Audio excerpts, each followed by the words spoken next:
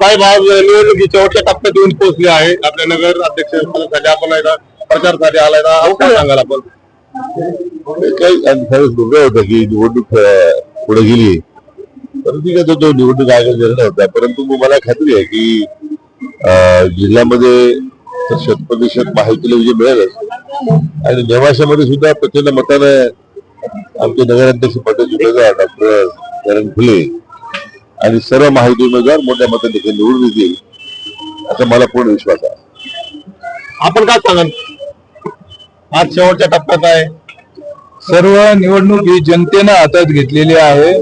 आपल्या राज्याचे उपमुख्यमंत्री आदरणीय एकनाथजी शिंदे साहेब आणि आपल्या जिल्ह्याचे पालकमंत्री आदरणीय राधाकृष्णजी विखे साहेब यांचा भक्कम पाठिंबा असल्यामुळे विजय निश्चित आहे. मतदारांना काय आवाहन करणार?